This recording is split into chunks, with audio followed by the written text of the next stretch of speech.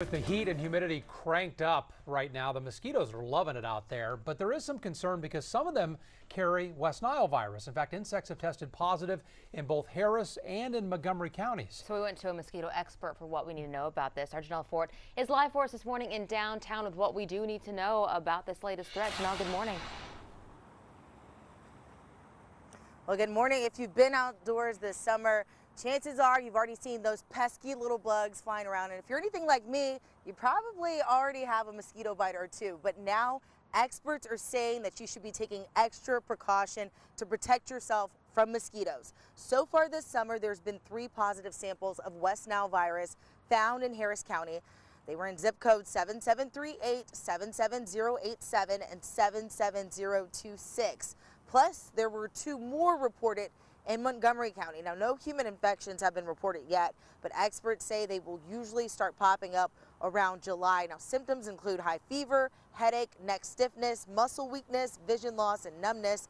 But experts say they don't want you to panic.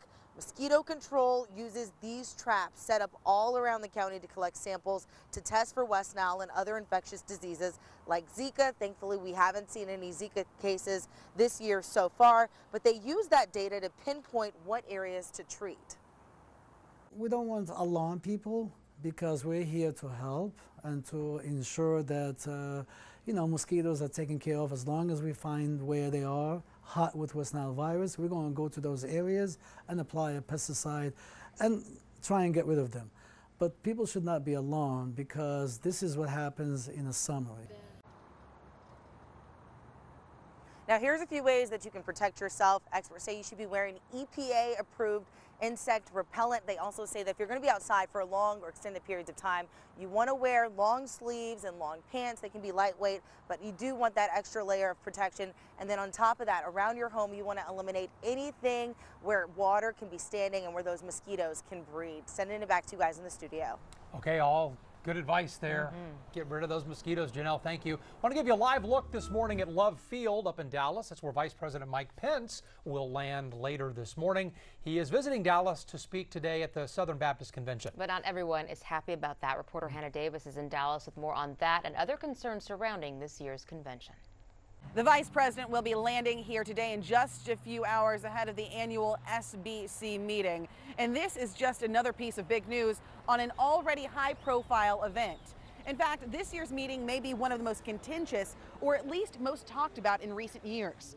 First, some members protested the appearance of the Vice President, saying they didn't want the religious gathering to become political or partisan.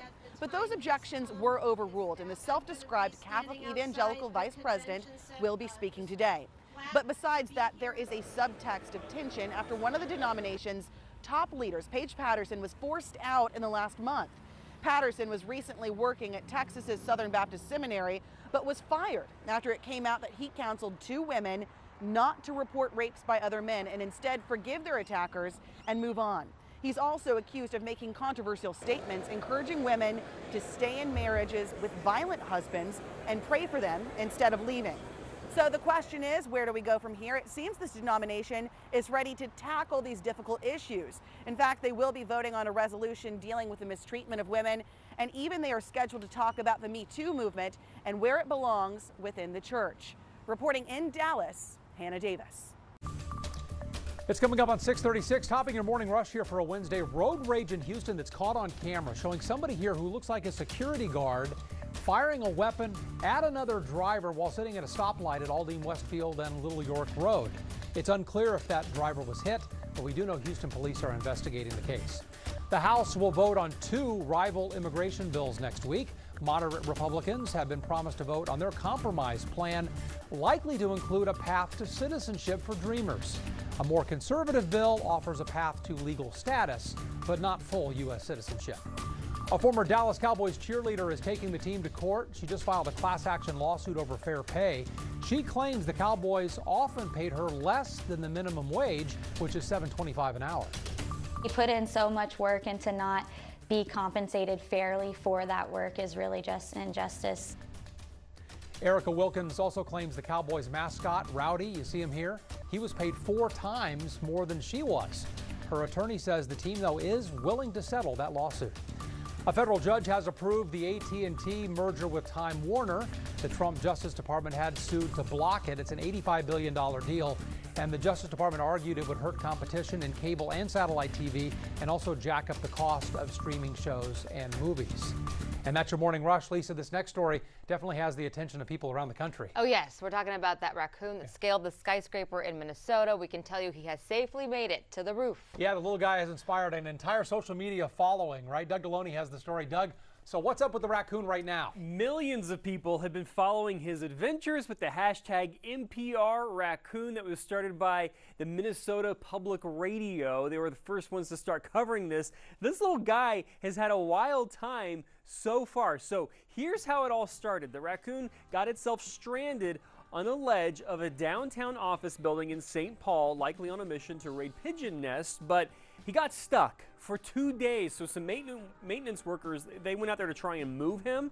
Instead of going down, though, the little guy got scared, and apparently he made a run for it, scaling up the building all the way to the 23rd floor, where he took a nap outside a window. It was too dangerous to try and reach him there, so animal control workers got out some cat food. They put it on the roof of the building, hoping to lure him into some traps. So now, as far as we know, this little guy made it all the way up to the roof. People celebrating online last night on Twitter, and they just love this news. And actually, it wasn't just online. People were watching by the millions. There were people on the ground there outside the building watching as well, as you can see in this tweet from Patrick saying he's got a crowd. Andrew tweeting, I can't wait until the NPR raccoon makes its way down safely and also turns down an invite to the White House.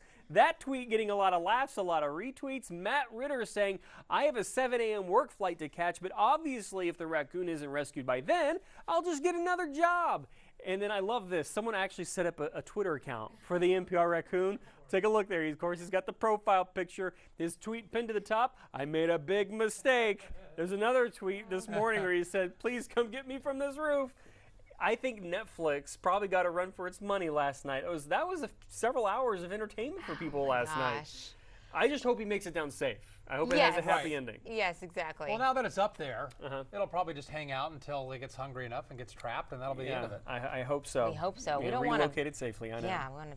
Yeah. It's kind of sad to see. It's an animal in distress. Exactly. So I don't want it to be relocated safely. Yeah. Thanks, Doug.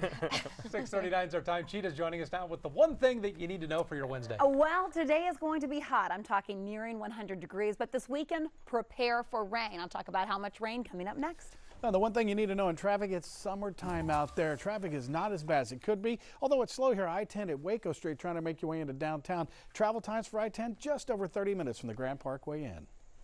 All right, and all morning we've been asking what you think about this idea, 4-day school weeks. Should more Texas districts give them a try?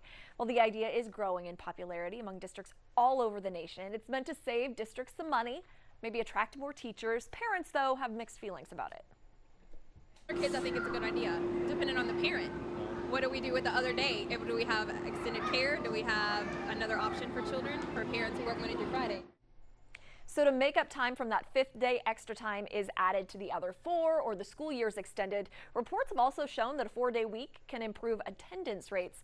Right now, most of you say, well, 54% say yes.